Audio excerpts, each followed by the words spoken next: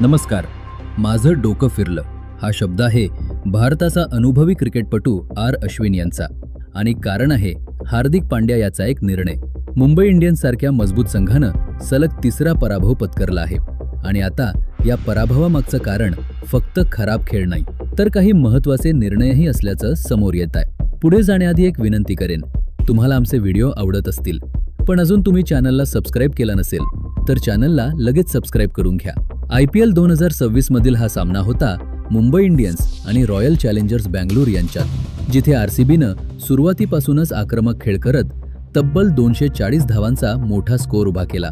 मुंबई इंडियन्सच्या गोलंदाजांवर त्या दिवशी पूर्णपणे दबाव दिसत होता. लाईन आणि लेंथ दोन्ही ठिकाणी अचूकता नव्हती आणि त्याचा फायदा RCBच्या फलंदाजांनी पूर्णपणे घेतला. 240 धावांचा पाठलाग करताना मुंबई इंडियन्सनं देखील हार मानली नाही. त्यांनी जोरदार लढत दिली. एक वेळ अशी होती की सामना पूर्णपणे त्यांच्या बाजूने वळू शकतो असं वाटत होतं, पण शेवटी ते 222 धावांपर्यंतच पोहोचले आणि सामना 18 धावांनी गमावला. कारण हा पराभव फक्त धावसंख्येमुळे झाला नाही तर काही निर्णयांमुळे झाला असं मत व्यक्त केलं आहे आर अश्विन यांनी. अश्विननं आपल्या YouTube चॅनलवर स्पष्ट शब्दात सांगितलं की हार्दिक पांड्यानं घेतलेला एक निर्णय खूपच चुकीचा होता. जेव्हा रजत पाटीदार फलंदाजीला आला तेव्हा हार्दिक पांड्यानं चेंडू फिरकी गोलंदाज मयंक मार्केंडेकडे दिला.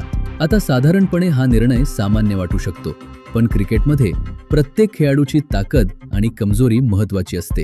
रजत पाटीदार हा असा फलंदाज आहे जो विशेषतः फिरकी गोलंदाजांवर आक्रमक खेळ करतो.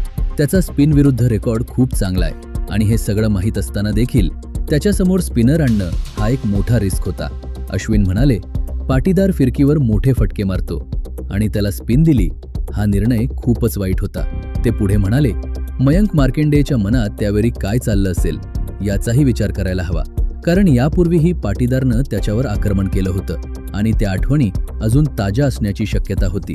अशा परिस्थितीत त्याच गोलंदाजाला पुन्हा त्याच फलंदाजासमोर उभं करणं हा आत्मविश्वासावर परिणाम करणारा निर्णय ठरू शकतो.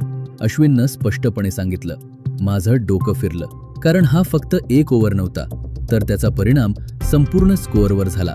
मुंबई इंडियन्सच्या फिरकी गोलंदाजांनी मिळून 6 षटकात जवळपास 80 धावा दिल्या आणि इथेच सामना हातातून निसटला.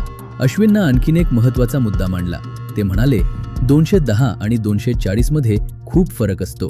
म्हणजे जर त्या टप्प्यावर 20 ते 30 धावा कमी झाल्या असत्या तर मुंबई इंडियन्ससाठी हा सामना जिंकणं शक्य होतं.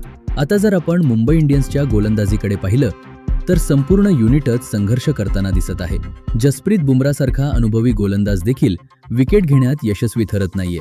शार्दुल ठाकूरनं तब्बल 13.45च्या इकॉनॉमीनं धावा दिल्या, तर ट्रेंट बोल्टनं 12.22च्या इकॉनॉमीनं धावा दिल्या.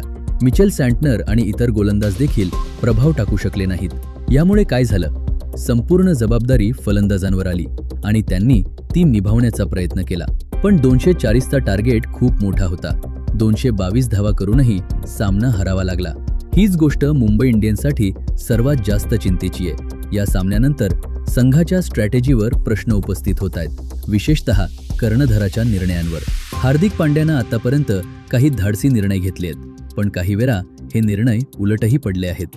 मुंबई इंडियन्ससारख्या मोठ्या संघासाठी सलग पराभव ही मोठी चिंता आहे आणि जर वेळेत बदल केले नाहीत तर पुढील सामने आणखीन कठीण होऊ शकतात.